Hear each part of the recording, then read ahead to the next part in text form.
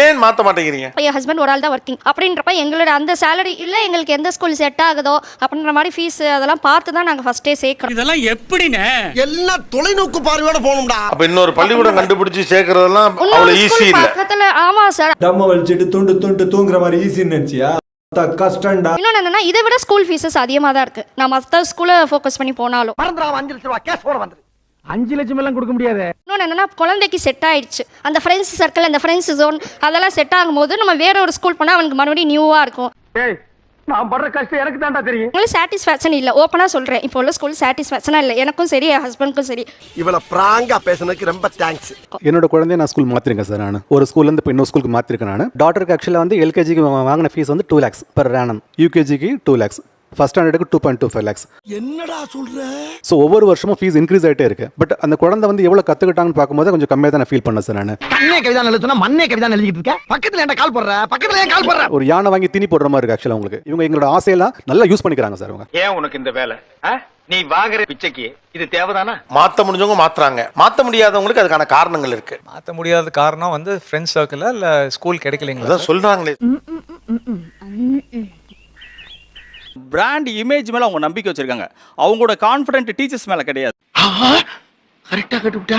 தேவைப்பட்டா 3 லட்சம் இல்ல 10 லட்சம் வந்து கூட அவருக்கு பணம் செலவு பண்ணி உண்மையான கிரிக்கெட் வீரரே கூட்டிட்டு வந்து ப்ரோக்ராம் நடத்துவாங்க. அதுக்கு பணம் செலவு பண்ணுவாங்க. ஏன்னா அது பிராண்ட் இமேஜை பில்ட் பண்ணும், ஒரு பெரிய மார்க்கெட்டிங் கொடுக்கும், நிறைய ஸ்டூடெண்ட்ஸ் அட்ராக்ட் பண்ண முடியும், நிறைய பணம் வசூல் பண்ண முடியும், அடுத்த வருஷமே ஹைக் வந்து ஃபீஸ் ஹைக் ஏற்ற முடியும். ஆனா டீச்சர்ஸ் கொடுத்தாக்க யூஸ்லெஸ். சபா இப்பவே கண்ணை கட்டுது. ஏன் இவ்வளவு செலவாகிறது? உங்க தரப்பு நியாயத்தை சொல்லுங்க. ஏப்பா இதனால தான் இவ்வளவு ஃபீஸ் செலவாகுது, இவ்வளவு காசு வாங்க வேண்டியது. டேய் கேக்குறான்ல சொல்றா. குழந்தைங்களுக்கு செலவு பண்றது வந்து இன்வெஸ்ட்மெண்ட் தான் சார். அது ஒரு ட்ரீம் சார். அது வந்து அதாவது வாய்க்கு வந்தபடி எல்லாம் பேசப்படாது. எதா இருந்தாலும் நியாயமா பேசணுமா இல்லையா? அதை நாங்க முடிவு பண்ணிக்கலாம். இடம் வாங்கி போடுறோம், நகை வாங்கி போடுறோம். எங்க பிள்ளைக்கு என்ன இன்வெஸ்ட் பண்ணணும்னு நீங்களே எப்படி சொல்றீங்கன்னு தெரியலையே. அடடா இப்படி தாடா அங்கங்க கேவலப்படுது சார் அது இன்வெஸ்ட்மெண்ட் பண்றது எனக்கு ஒண்ணு புரியல சார். ஒரு நிமிஷம் அத நான் பாத்துக்கிறேன், நீ மூடு. நீங்க என்ன ரியல் எஸ்டேட் நடத்துறீங்க? ஏமா என் வாயை கிளறாங்க. அம்மா நான் இப்படி சிரிச்சுக்கிட்டு தான் இருப்பேன். ஆனா கோவம் தான் மட்டும். இன்வெஸ்ட்மெண்ட் நான் டிசைட் பண்றேன், நீங்க டிசைட் பண்ணாங்க. அட்வைஸ் பண்ணாதீங்க. ஏன் செலவாகுது அது மட்டும் சொல்லுங்க. கேட்கிற கேள்வி மட்டும் சொல்றா வெண்ணைகளா. ஒரு ஸ்டார்ட் அப் ஸ்கூல் ஆரம்பிக்கிறாங்க அப்படின்னா சின்ன கேம்பஸா ஒன்று ஆரம்பிக்கிறாங்க. ஸ்கூல்ல என்ன ஸ்டார்ட் அப் எனக்கு அது புரியல சார். புரியுற மாதிரி சொல்லுங்க சார். புரியலையா தம்பி? எக்ஸாம்பிள் நான் ஒரு ஸ்கூல் பிகினிங் புதிதாக ஆரம்பிக்கும் பள்ளி ஸ்கூல் இந்த ஸ்டார்ட் அப் சிங்கம் மாதிரி புதுசா ஆரம்பிக்கிறது ஃபுல்லா ஸ்டார்ட் அப்னு சொல்றீங்கல்ல, அது ஸ்டார்ட் அப் இல்ல. சாரி மிஸ்டர் ரகுவரன், என்ன மன்னிச்சிருங்க. ஸ்டார்ட் அப் என்பது புதிய சொல்யூஷனை கொடுப்பதற்கு இதற்கு முன்னதாக இல்லாத உத்திகளோடும் தொழில்நுட்பத்தோடும் வருவதுதான் ஸ்டார்ட் அப். என்ன அர்த்தம்? அப்படியா? பள்ளிக்கூடத்தை ஸ்டார்ட் அப்னு சொன்னீங்கன்னாவே இது மறுபடியும் ஸ்டூடெண்ட கஸ்டமர்னு சொல்றதுக்கு இணையான வார்த்தை. ஐயோ தெரியாம பண்ணிட்டேன், ஒரு அற்ப பத்திரம் நினைச்சு மன்னிச்சிருங்களேன். பேசிக் திங்ஸ் இப்போ கம்ப்யூட்டர் லேப்ல ஒரு 4 சிஸ்டம் வச்சிருக்காங்க அப்படின்னா அதெல்லாம் இருந்தாதானே ஸ்கூலே பெர்ஃபார்மன்ஸ் பண்ண வர்றா. கடந்த 10 ஆண்டுகள்ல இல்லாத என்ன பெரிய இன்ஃப்ராஸ்ட்ரக்சர் பண்ணதுனால ரொம்ப செலவாச்சு சார். ஆமா அதாவது கேக்குற நீ லேப் ஏஐன்ற ஒரு டெக்னாலஜி புதுசா வந்து. சரி, ஏஐக்காக என்ன வைக்கிறீங்க சார்? அப்படியே எப்ப முதல்ல நான் கேட்டதுக்கு பதில் சொல்றாங்க. ஏஐக்கு மெயினா கொஸ்டின் பேப்பர் ரெடி பண்ணனும். ஒரு எக்ஸாம்பிள் கொஸ்டின் பேப்பரா? என்ன நார்மலா கொஸ்டின் சொல்றேன்? எதை பத்தி பேச வந்தா எதை பேசிக்கிட்டு? இப்ப ஏஐ உள்ள கொண்டாந்தோங்கிறீங்க. ஏஐ கொண்டாந்ததுல என்ன செலவாச்சு? என்ன கொண்டாந்தீங்க? இந்த ப்ராடக்ட்டை கொண்டு வந்தோம், இதுல 20 லட்சம் ரூபாய் செலவாகி போச்சு, இது புது செலவு, இந்த பணத்தை மாணவர்கள்ட்ட வாங்க வேண்டியிருக்குன்னு ஒன்று சொல்லலாம்ல? இல்ல இல்ல. அப்ப வேற என்ன செலவாச்சு?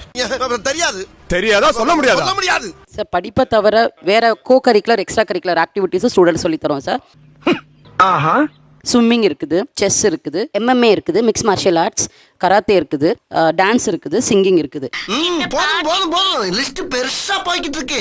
எக்ஸ்ட்ரா கரிக்குலருங்கிறது அவங்க ஒரு மார்க்கெட்டிங் மாதிரி பண்ணுறாங்க. என் குழந்தைக்கு என்ன இன்ட்ரெஸ்ட், என்ன வரும், அவளுக்கு டான்ஸ் பிடிக்குதா, பாட்டு பிடிக்குதா, எதில் இன்ட்ரெஸ்டடோ அவள் அதில் வந்து பார்ட்டிசிபேட் பண்ணணும், அதை கற்றுக்கணும்னு விரும்பினான்னா அதை கற்றுக்கிட்டோம். ஆனால் எங்கள் அனுமதி இல்லாமலே இதெல்லாம் நாங்கள் கொடுக்குறோன்னு இதெல்லாம் சேர்த்து எங்கள் ஃபீஸில் சேர்த்து இன்க்ளூட் பண்ணி இது எங்கள் மேலே திணிக்கிறாங்க. என் குழந்தைக்கு இது இன்ட்ரெஸ்டடே இல்லை, அவளுக்கு எதுக்கு டான்ஸு? நல்ல செருப்பு அடிச்ச மாதிரி செஞ்சுட்டாங்க. இல்லை சார், அந்த குழந்தை இன்ட்ரெஸ்டாக இருக்குதா இல்லையான்னு அது தெரிஞ்சுக்கிறதுக்கே ஒரு பிளாட்ஃபார்ம் வேணும்ல சார். இப்படி எத்தனை பேர் கிளம்பிருக்கீங்க? இப்போ ஆப்ஷன் இருந்துச்சுன்னு வச்சுக்கோங்களேன், இட் இஸ் ஃபைன். அதாவது என் பள்ளிக்கூடத்தில் ஸ்விம்மிங் இதெல்லாம் இருக்கு, உங்களுக்கு ஏதாவது இதில் சேர்த்தா அதுக்கு மட்டும் காசு கட்டினா போதுன்னு சொன்னால் லாஜிக் இருக்கு. சபாஸ் மாப்பிள்ள சபாஸ். ஆனா நீங்க எல்லாத்தையும் வச்சுக்கிறதுக்காண்டி எதுவுமே வேணாம்னு நினைக்கிறேன் நானோ, அல்லது ஏதோ ஒன்றை மட்டும் கத்துக்கணும்னு நினைக்கிறேன் என் பிள்ளையோ, எதற்காக 10க்கும் ஃபீஸ் கட்டணும்னு கேட்கறாங்க. இங்க வா, இவங்க எல்லாருமே பே பண்ண முடியலன்னு சொன்னாங்க. பட் என்னோட பர்சனல் கேஸ்ல எங்களால பே பண்ண முடியும். ரொம்ப சந்தோஷப்பா. நானும் என் ஹஸ்பண்டும் 2 பேருமே டாக்டர்ஸ் தான். நான் பிரைவேட்டா கிளினிக் வச்சிருக்கேன். என்னால 2 lakh கூட பே பண்ண முடியும். எங்கள்கிட்ட 100,000 பணம் இருக்கு. சமூகம் பெரிய இடம் போல் இருக்கு. ஒரு ஃபர்ஸ்ட் ஸ்டாண்டர்டுக்கு அவங்க குவாலிஃபிகேஷன் இல்ல அப்படிமோ நம்ம போய் கேள்வி கேட்கும்போது உங்களுக்கே தெரியுதுங்க பதிலே வரதே கிடையாது. சொல்றா என்ன நம்ம பேசுறா ஏதாவது பேசுறா.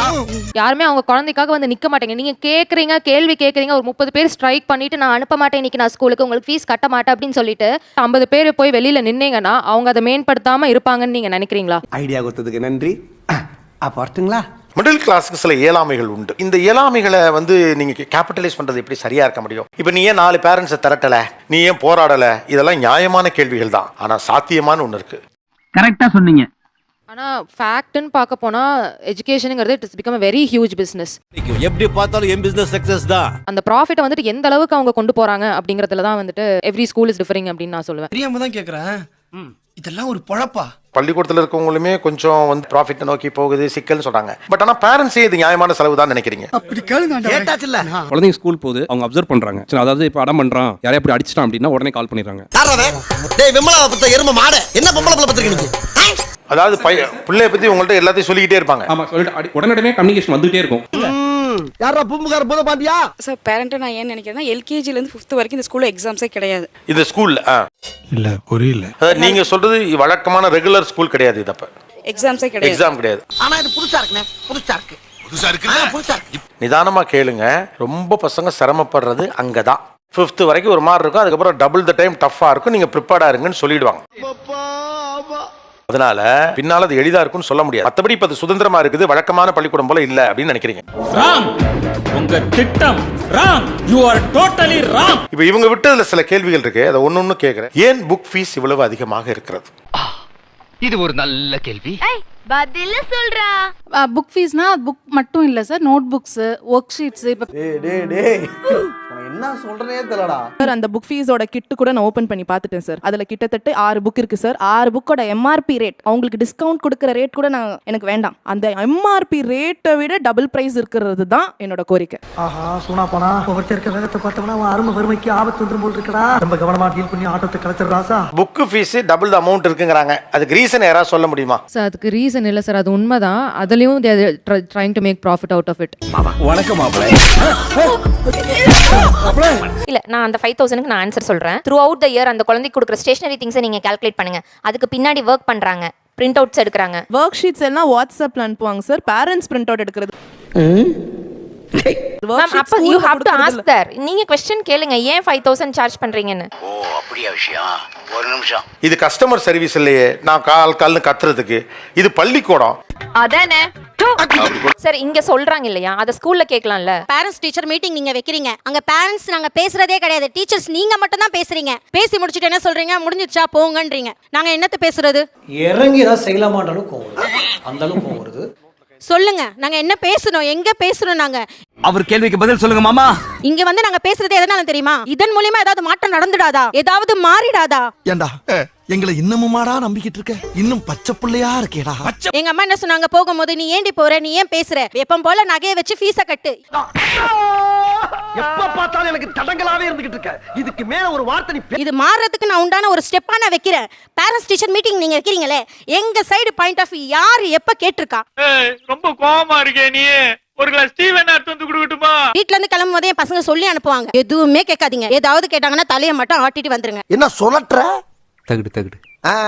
நீங்க கேட்டு வந்துருவீங்க, அதுக்கு பிறகு எங்களை வச்சு செய்வாங்க. என்னம்மா நீங்க இப்படி பண்றீங்களாமா? எங்களுடைய பெரிய ஆசை நீங்க என்ன நினைக்கிறீங்க? எங்களுடைய பிக்கஸ்ட் ட்ரீம் என்னவா இருக்கும்னு நினைக்கிறீங்க? தெரியவே தெரியாது சார். என் புள்ள நல்லா படிக்கணும், நல்ல இடத்துல வரணும், நல்ல ஆளாகணும். நான் வந்து கவர்மெண்ட் ஸ்கூல்ல தான் படித்தேன். நான், எங்க அண்ணன், என் தம்பி எல்லாருமே கவர்மெண்ட்ல தான் படித்தோம். ஆனால் எங்களுக்கு சரளமா இப்போ நான் தமிழ் பேசுற மாதிரி எங்களால் இங்கிலீஷ் பேச முடியாது. அந்த ஒரு காரணத்துக்காக தான் என் பிள்ளைங்களை எடுத்துட்டு வந்து நான் பிரைவேட்ல எடுத்துட்டு வந்து தள்ளுனேன். வரணும்ல, வந்து ஆகணும்ல, அதானல. ஆனா உங்களுடைய மென்டாலிட்டி எப்படி தெரியுமா? எங்களுடைய மைனஸ் உங்களுக்கு plus. What bro? It's very wrong bro. இவங்க எதுக்காக சேர்க்கறாங்க? பிள்ளைங்களை படிக்க வைக்கணும், ஆளாக்கணும், நல்ல நல்ல சரளமா பேசணும், நல்ல இடத்துக்கு வரணும். அதை நீங்க யூஸ் பண்ணி தான் பணமாக்குறீங்க. இந்த புடி எங்களுக்கு பின்னாடியில இருந்து ஹெல்ப் பண்றதுக்கோ இல்ல பேக்ரவுண்டோ அம்மாவோ அப்பாவோ யாருமே இல்ல.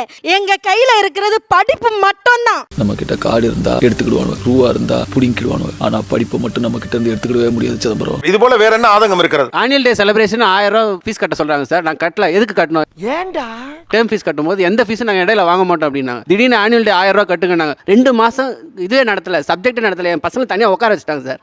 மற்றவங்களாம் பார்ட்டிசிபேட் பண்ணிட்டாங்க. கடைசியாக பசங்க எம்பரஸ் ஆகிறான்னு சொல்லிட்டு நான் 1000 ரூபாய் கட்டிட்டு அப்புறம் அனுப்பி விட்டேன் நான். இப்போ ஃபீல்ட் ட்ரிப் கூட்டி போறதுக்கு காசு கேட்கறாங்கறீங்க. ஒரு கிராண்டான ஆனுவல் டே நடத்தலைன்னா அந்த ஸ்கூலை நீங்க பெருசா கன்சிடர் பண்றது இல்ல. எனக்கு இப்பதான்டா புரியுது. நீ ஒரு ரூட் போடு, அந்த ரூட் தான்டா போயிட்டு இருக்க. நீங்க குவாலிட்டி டீச்சர்ஸ் இருக்காங்க, அதுக்காக தான் இந்த பள்ளிக்கூடத்துல சேர்க்கிறீங்களா? இல்ல இந்த பள்ளிக்கூடத்துல நீச்சல் குளம் இருக்குது, இந்த பள்ளிக்கூடம் ஹைஃபையா இருக்குது, இந்த பள்ளிக்கூடம் சும்மா ஒரு பேருக்கு ஏஐ ட்ரைனிங் அப்படின்னா அதுக்கு ஒரு இம்பார்ட்டன்ஸ் கொடுக்க தானே செய்றீங்க. இதெல்லாம் எங்களுக்குள்ள ஒரு என்டர்டைன்மெண்ட்டுங்க. என்னோட ஆதங்கம் ஃபீஸ் நீங்க வாங்குறீங்க. அந்த சைல்டு ரோபோட்டிக்ஸ்ல அட்லீஸ்ட் ஒரு மிடில் ஸ்டேஜ்லயாவது கொண்டு வரீங்களா? இவனுக்கு எல்லா கலைகளும் தெரியும், உலகின் எல்லா மொழிகளும் தெரியும். சார் இதுல வந்துட்டு எத்தனை பேர் ஸ்கூல் சேர்த்தும் போது அவங்க ரோபோட்டிக்ஸ் ஒன்று ப்ராமிஸ் பண்றாங்க, எத்தனை பேர் வந்துட்டு ரிசர்ச் பண்ணி நிஜமாவே அங்க ரோபோட்டிக்ஸ் பண்றாங்களா, நிஜமாவே ரோபோட்டிக்ஸ்க்கு டீச்சர் இருக்காங்களா, ஃபெசிலிட்டேட்டர் இருக்காங்கன்னு எத்தனை பேர் செக் பண்ணாங்க? சும்மாடா இவகிட்ட எல்லாம் எதுக்கு இன்டி எடுக்கிறீங்க? நாங்க போய் each and every class rooms and labs எல்லாம் நாங்க போய் நோட் பண்ண முடியுமா மேம்? அதுக்கான நினைக்கிறீங்க வேணுமே கேட்க வேண்டியதானே? கேக்குறேன்டா மேம் நீங்க எல்லா பர்டனுமே எங்க கிட்டே போட்டீங்க. நாங்க தான் போராடணும், நாங்க தான் இல்ல செய்யணும், மேம், நாங்க நீங்க தான் ஃபீஸ் கட்டி பண்ணணும். விடுங்க, போட்டு அவங்கள நசுக்காதீங்க. And as a lawyer I'm questioning. மத்தவங்க கேக்குறாங்களோ இல்லையோ நான் கேட்பேன், நான் கத்துவேன். புரிஞ்சதா? இப்போ இந்த பொண்ணுக்கு அந்த ஸ்மார்ட்னஸ் இருக்கலாம், ப்ராபபிளி இந்த லாயருக்கு அந்த ஸ்மார்ட்னஸ் இருக்கலாம். இங்க இருக்கக்கூடிய இன்னொரு சாதாரண ஸ்மால் டவுன்ல இருந்து வந்த ஒரு பொண்ணுக்கு அந்த ஸ்மார்ட்னஸ் எப்படி இருக்கும்? உங்களுக்கு என்ன பிரச்சனை இருக்கு? எனக்கு தான் பிரச்சனை. போராட்டம் பண்றத பத்தி எல்லாம் இவங்க பேசுறது நினைச்சு எனக்கு ரொம்ப ஷாக்கிங்கா இருக்கு. நான் அப்படியே ஷாக் ஆயிட்டேன். கடனை வாங்கி நகையை வச்சு அவ்வளவும் கட்டுறேன், அதுக்கப்புறம் நான் ஏன் உன்னை இவ்ளோ கிராஸ் செக் பண்ணணும்? அப்படி சொல்றா? மிச்ச வெளிய நான் பாத்துக்கிறேன். யாருக்கப்பா காசு கொடுத்து படிக்க வராங்கன்னா ஃபுல் ரெஸ்பான்சிபிலிட்டி அவங்க தானே. அவங்க எப்படி எங்களை இவ்ளோ கேள்வி கேட்க முடியும்னு எனக்கு தெரியவே இல்லை. அம்மா சரி விடுடா, போ போ போ போ போ பேசிக்கணும் போ. கவர்மெண்ட் ஸ்கூல்ல ஃப்ரீ ஆஃப் எஜுகேஷன் கொடுக்குறாங்க, அங்க எல்லா ஃபெசிலிட்டியும் கொடுக்குறாங்க. அங்க கொடுக்கலனா நம்ம போய் அங்க போய் கேட்கறதுல ஒரு நியாயம் இருக்கு, ரைட் இருக்கு. நான் என்ன சொல்றேன்னா, சின்ன பையலா இருக்கட்டும் பெரிய பையலா இருக்கட்டும், நியாயமா இருக்கணும். இல்ல ஆக்சுவலா இங்க என்னன்னா இது கவர்மெண்ட் ஸ்கூல் பிரைவேட் ஸ்கூல் அப்படிங்கறத தாண்டி நான் ஒன்னு பே பண்றேன், அதுக்கு எனக்கு வேல்யூ இருக்காங்கறத क्वेश्चन பண்ண பார்க்கறாங்க. ஓஹோ ஆமா. இப்போ இது ஏதாவது ஒரு வகையில குறைக்கிறதுக்கு வழி இருக்கா? காசை பணத்தை என்ன எந்த வகையில குறைக்கலாம் சொல்றேன், மக்களுக்காக சொல்றேன். யூனிஃபார்ம்ல இருந்து புக் ஃபீஸ்ல இருந்துட்டு அது எல்லாமே வந்துட்டு அவங்க எம்ஆர்பிலேயே கூட சேல் பண்ணலாம். அது எங்க இருக்கு? நெக்ஸ்ட் மெயின்டெனன்ஸ் சார்ஜ்னு சொல்லிட்டு அவங்க பெரும்பாலான ஸ்கூல்ல வந்துட்டு அதுவும் பிராண்டடான ஸ்கூல்ல அட்லீஸ்ட் 10,000 வாங்குறாங்க வேர் அண்ட் டேர்னு சொல்லிட்டு. அது வந்துட்டு கம்மி பண்ணலாம். ஓ நீ அப்படி வரியா? இந்த புக்ஸ் விஷயத்துக்கே வந்துரும். நீங்க சொன்னீங்க ஸ்கூலுக்கு வந்து ஜிஎஸ்டி கிடையாதுன்னு, சாமான்களை விற்கிறதுக்கு வந்து ஜிஎஸ்டி போட்டாங்க தெரியுமா? அப்படி அது தெரியாது சார். நீங்க சொல்ற எல்லாமே டெக்ஸ்ட்ல இருக்கு சார். சட்டப்படி 30 பேருக்கு மேல இருக்கக்கூடாது, டெக்ஸ்ட்ல இருக்கு. சட்டப்படி எம்ஆர்பிக்கு மேல விற்க கூடாது, டெக்ஸ்ட்ல இருக்கு. எல்லாம் அப்படிதான் நடக்குதா?